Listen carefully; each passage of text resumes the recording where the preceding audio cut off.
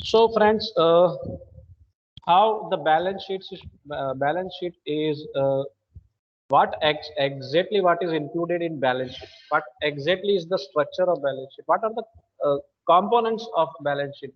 That is the first important topic that we should discuss. What exactly balance sheet covers? Balance sheet के अंदर किन किन चीजों का उल्लेख होता है, क्या क्या चीज आती है अंदर? तो पहले तो हेडिंग्स, मेन हेडिंग्स आपको पता होनी चाहिए अच्छे से sir. What are the main heads of balance sheet, ये हमें पता हो। उसका कवरेज सेक्शन देखते हैं कि बैलेंस शीट के अंदर हम कवर क्या करते हैं, बैलेंस शीट की हम किन चीजों का उल्लेख करते हैं।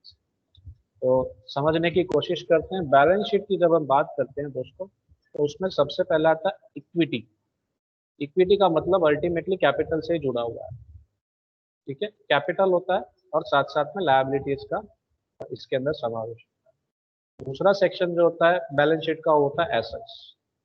ठीक है, तो एक तरीके से इक्विटी और लायबिलिटीज और दूसरी तरफ एसेट्स।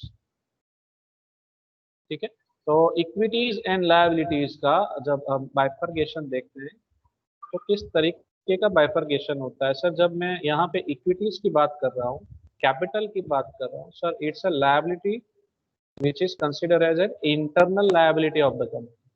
जब मैं यहाँ इसकी बात कर रहा इक्विटी कैपिटल की, तो सर ये इंटरनल लायबिलिटी से जुड़ा हुआ है, कंपनी की इंटरनल लायबिलिटी बनती है इसमें।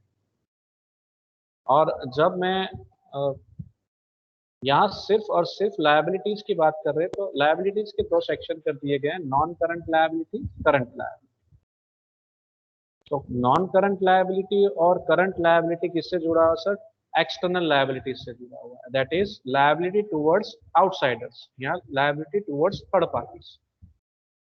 तो इस तरीके से बैलेंस शीट का बाइफरगेशन किया। इक्विटी को हम कह सकते हैं एक तरीके से it's an internal liability of the company, और जो यहाँ पे लायबिलिटीज है, current liability, non current liability sir, वो एक तरीके से एक्सटर्नल लायबिलिटी है कंपनी की, that is liability towards outsiders या थर्ड पार्टीज के तरीके से हम इसका क्लासिफिकेशन समझ सकते हैं, देख सकते हैं।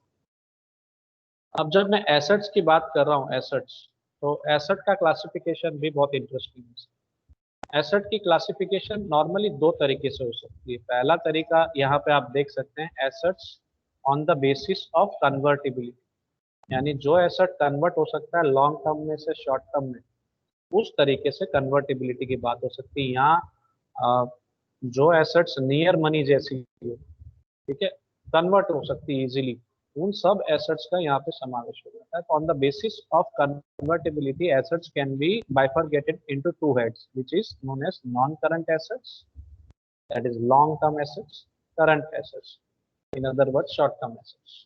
तो एक तरीके से कन्वर्टेबिलिटी के बेसिस पे अगर हम एसेट्स देखते हैं, तो सर ये दो सेक्शन होते हैं। एसेट्स का ही दूसरा बाइफरगेशन करना हो दूसरे तरीके से, तो वो भी पॉसिबल है। वो कैसे sir? On the basis of physical existence. ये कन्वर्टेबिलिटी के बेसिस पे है, लेकिन फिजिकल एग्जिस्टेंस की हम बात करें तो एसेट के दो स्वरूप होते हैं, एक होता है रियल एसेट, दूसरा होता है अनरियल एसेट। एक होता है रियल एसेट और दूसरा होता है अनरियल एसेट। रियल एसेट के वापिस दो कैटेगरी है। रियल एसेट में दो कैटेगरी आती है जो हमने नोट्स में देखी थी, tangible assets, intangible assets. Tangible assets, intangible assets. तो ये हो गया रियल एसेट्स की बात। वैसे ही अनरियल एसेट्स में क्या आता है सर? Fictitious assets. कैसे एसेट्स? Fictitious assets. तो इस तरीके से भी बाइफरगेशन हो सकता है एसेट का। या हम उसको कन्वर्टिबिलिटी कॉन्सेप्ट के बेसिस पे दिखा सकते हैं, या हम उसे फिजिकल एग्जिस्टेंस के हिसाब से उसको क्लासिफाई कर सकते हैं, रियल एसेट्स या अनरियल एसेट्स के बेसिस पे। रियल एसेट्स में क्या आ जाता है sir? Tangible and intangible assets, और अनरियल एसेट्स में क्या होता है सर? Fictitious assets. तो थोड़ा सा थियरी अब समझने की कोशिश करते हैं सर। ये थियरी जो मैं अब आपसे चर्चा करने जा रहा हूँ सर, ये फाइनेंस में शॉर्ट नोट्स में भी पूछे जा सकती है, या हो सकता है शॉर्ट क्वेश्चन में 2 मार्क का पूछ ले आपको। तो थोड़ा सा इसका नॉलेज, थोड़ा सा कॉन्सेप्ट क्लियरिटी हमें होनी चाहिए। तो let us try to understand what is non current liabilities and what is current liabilities. ठीक है, तो अब ये समझने की कोशिश करेंगे सर कि a liability which is to be paid during the period of more than 1 year by the business is known as non-current liability. A liability which is to be paid during the period of more than 1 year for the business is known as non-current liability। यानी जो liability को 1 साल से ज्यादा का duration हो रहा है, 1 साल से ज्यादा की अवधि का है सर, उसे हम नॉन करंट लायबिलिटी कहेंगे। जबकि करंट लायबिलिटी में सर जो 1 साल के अंदर होगा, a liability which is to be paid with in a year by the business और by the business concern is known as current liability. 1 साल के अंदर जो लायबिलिटी हमने पे ऑफ करनी है, पे करनी है, तो सर 1 साल के अंदर की अवधि का है तो सर उसे हम करंट लायबिलिटीज का नाम देते हैं।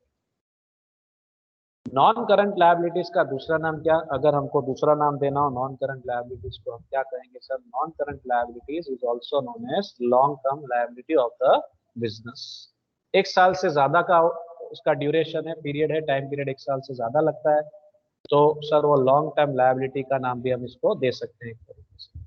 करंट लायबिलिटी का दूसरा नाम हमें उसको देना हो तो सर हम उसे शॉर्ट टर्म लायबिलिटी के नाम से भी उसको जानते हैं या समझते हैं। अब इसके एग्जांपल्स रखे हैं कि लॉन्ग टर्म लायबिलिटी में मींस के नॉन करंट लायबिलिटी में कौन कौन सी चीजें आती, थोड़े से उदाहरण रखते हैं। जैसे डिबेंचर्स आपने इशू कर लिए, कोई जो कंपनी है, जो बिजनेस है, बिजनेस कंसर्न है, उन्होंने डिबेंचर्स इशू किए हो, बैंक से लोन ली हो, या कोई फाइनेंशियल इंस्टीट्यूशन से लोन ली हो, कोई लॉन्ग टर्म प्रोविजंस किए हो कंपनी के लिए, तो ये सारे एग्जांपल्स है non current liabilities.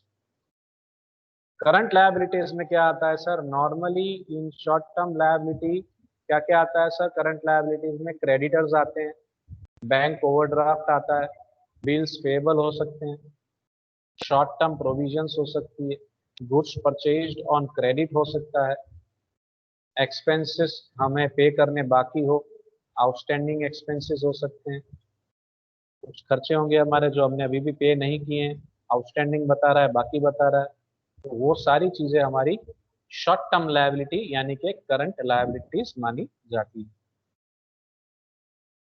Non current liability